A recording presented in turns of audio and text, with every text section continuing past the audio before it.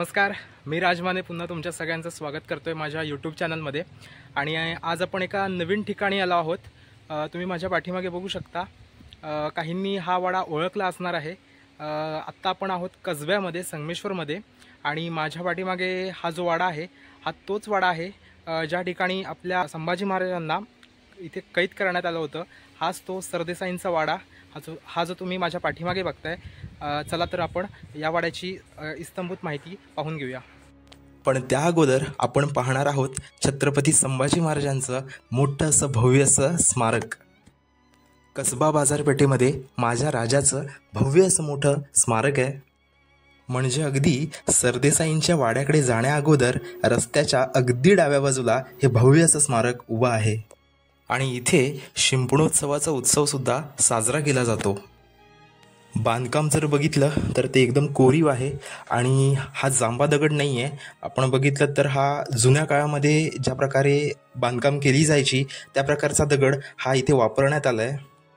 आणि हे स्मारक इतिहास सांगते आपल्या छत्रपती संभाजी महाराजांचा, की माझा राजा नेमका होता तरी कसा। चला, छत्रपतींचा आशीर्वाद घेऊन आपण आता जो मूळ सरदेसाईंचा जो वाडा आहे तो आपण आता पाहणार आहोत। जाताना हा आपल्याला स्तंभ दिसतो जो डाव्या बाजूला आहे आणि याच बाजूने आपल्याला सरळ पुढे वाड्याकडे जायचंय।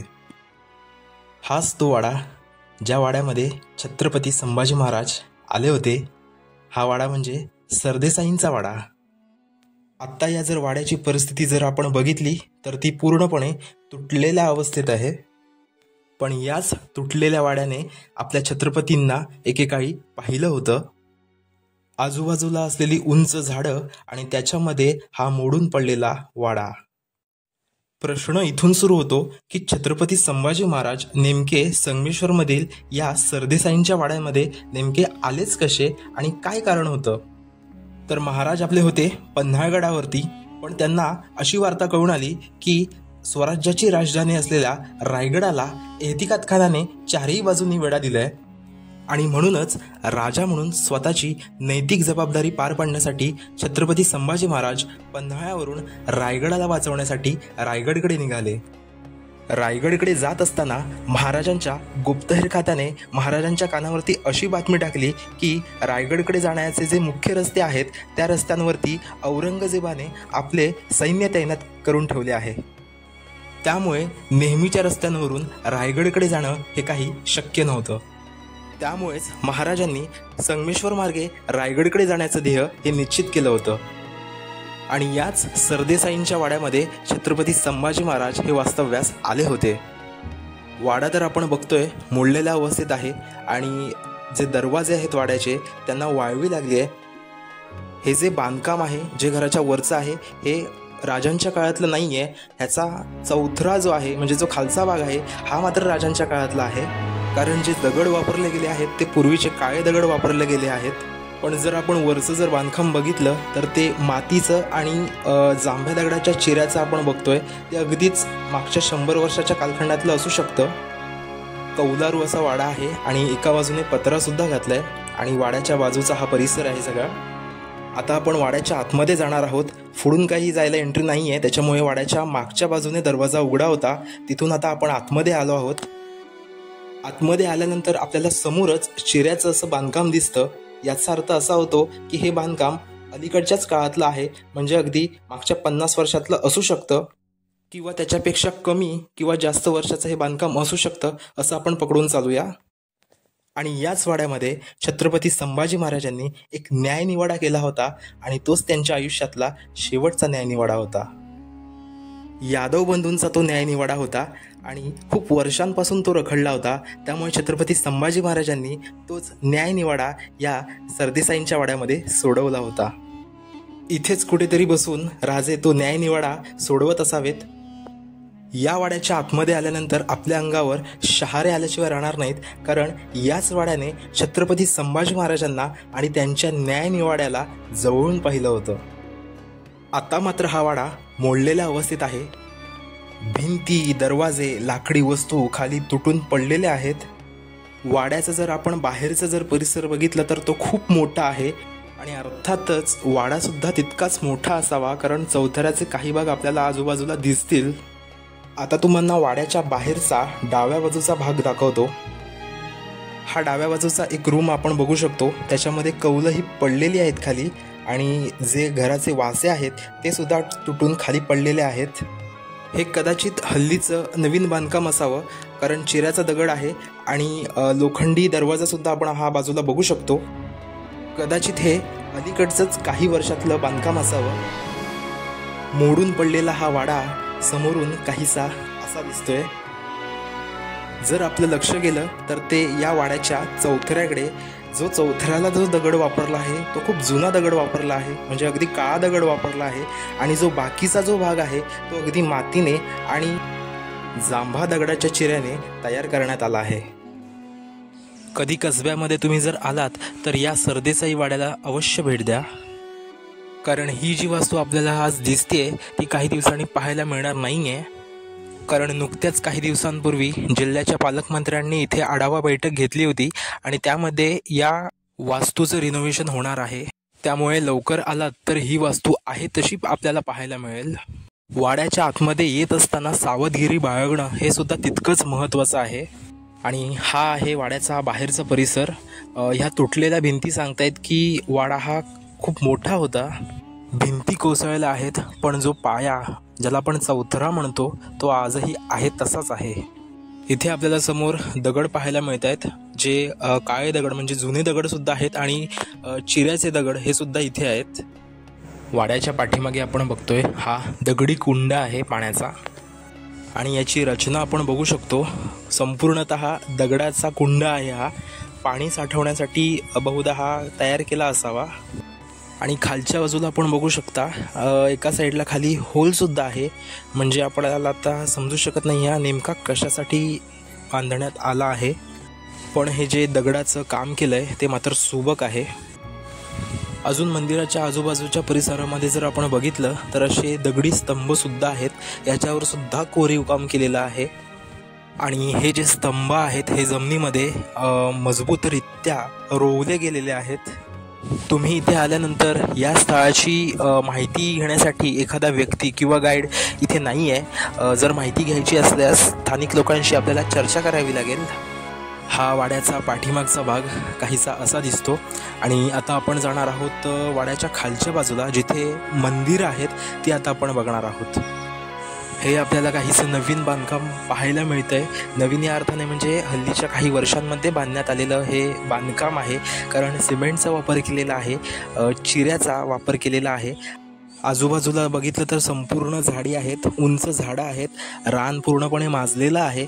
आणि पावसाळ्यामध्ये तर आपण विचार करू शकत नाही, कारण गवत वाढलेलं असणार आहे.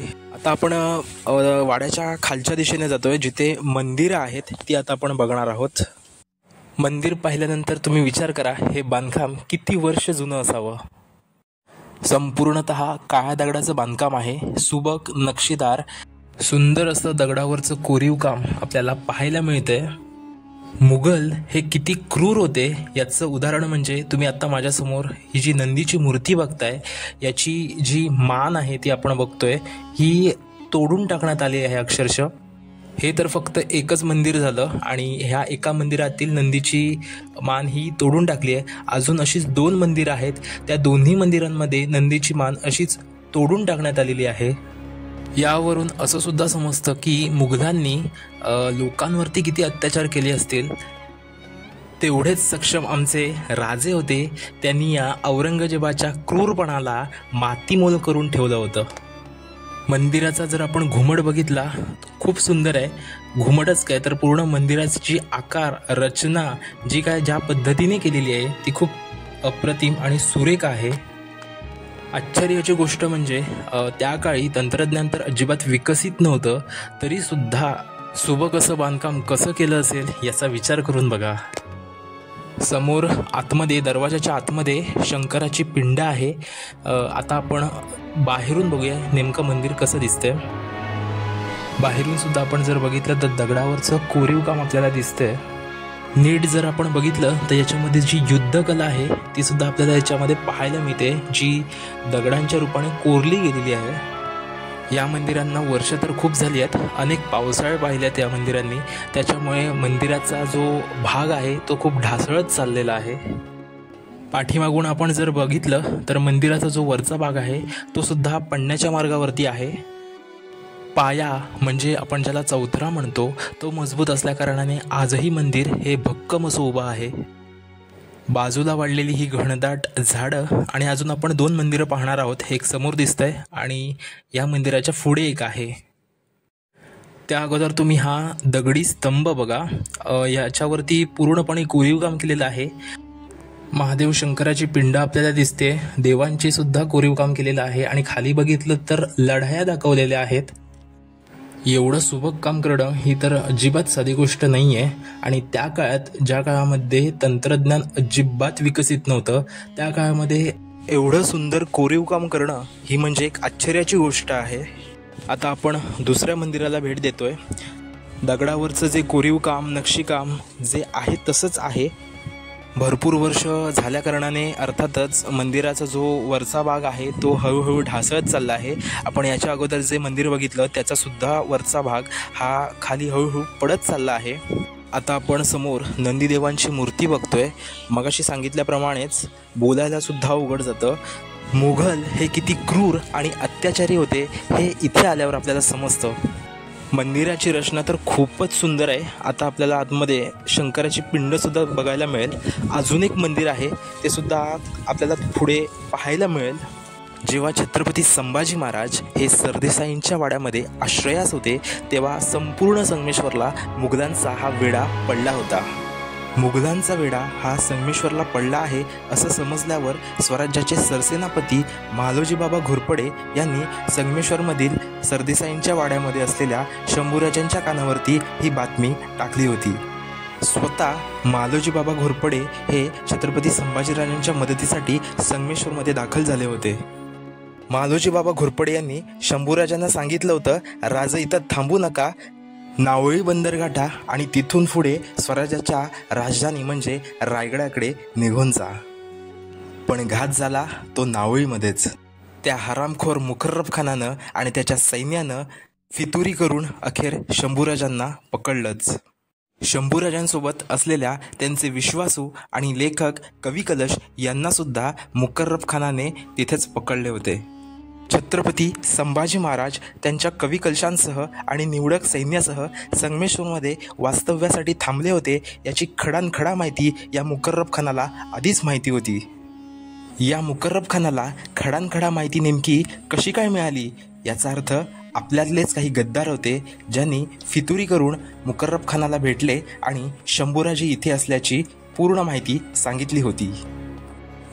वाईट मात्र याच गोष्टीचं वाटतं की आपल्याच माणसांनी आपल्याच राजाला त्या क्रूर औरंगजेबाच्या हाती सुपूर्त केलं.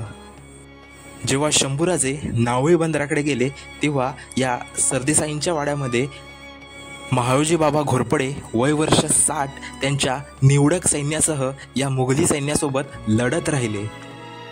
पण अखेर मुघलांनी केलेल्या वारामध्ये महाळोजी बाबा घोरपडे अखेर धारातीर्थी पडले. शंभूराजांना वाचवण्यासाठी महाळोजी बाबा घोरपडे यांनी स्वतःचं बलिदान दिलं. लाख मेले तरी चालतील पण लाखांचा पोशिंदा मात्र जगला पाहिजे या हेतूने महाळोजी बाबा घोरपडे यांनी स्वतःचं बलिदान दिलं. वाड्याचा आणि त्याच्या आजूबाजूचा परिसर तर आपण पाहिला आहे, पण आता वाड्याच्या खाली तिथे शास्त्री नदी वाहते ती आता आपण बघायला जाणार आहोत. पाणी तर खूप कमी आहे. उन्हाळा चालू आहे, प्रखर ऊन आहे आणि त्यामध्ये नदीचं पाणी तर आता कमी आहे. पावसाळ्यामध्ये अर्थातच खूप भरलेलं असणार आहे. या नदीच्याच बाजूला एक छोटी विहीर आहे, तिच्यामध्ये पाणी तर खूप कमी आहे. हे पाणी कदाचित पिण्यासाठी किंवा इतर कोणत्या कामासाठी वाटत नाही कोण वापरत असेल. विहिरीचं जे बांधकाम आहे ते सुद्धा कधीचं आहे हे सुद्धा आपल्याला समजत नाही आहे, कारण आजूबाजूला झाडी आहेत आणि या झाडीमध्ये ते विहीर दिसतसुद्धा नाही आहे. या वाड्याच्या आजूबाजूला वस्ती तर आहे, लोक तर खूप राहतात. असा काहीसा हा इतिहास आहे या सरदेसाई या वाड्याचा. पण याच सरदेसाई वाड्याने आपल्या छत्रपती संभाजी महाराजांना जवळून पाहिले, त्यामुळे इथे नक्की या, अवश्य भेट द्या. आपण भेटूया अशाच एका नवीन व्हिडिओसह. तोपर्यंत चॅनलला लाईक करा, शेअर करा, आपलं चॅनल सबस्क्राईब करा, जेणेकरून आपण जेव्हा जेव्हा नवीन व्हिडिओ टाकू तेव्हा त्याचं पहिलं नोटिफिकेशन तुम्हाला येईल. धन्यवाद.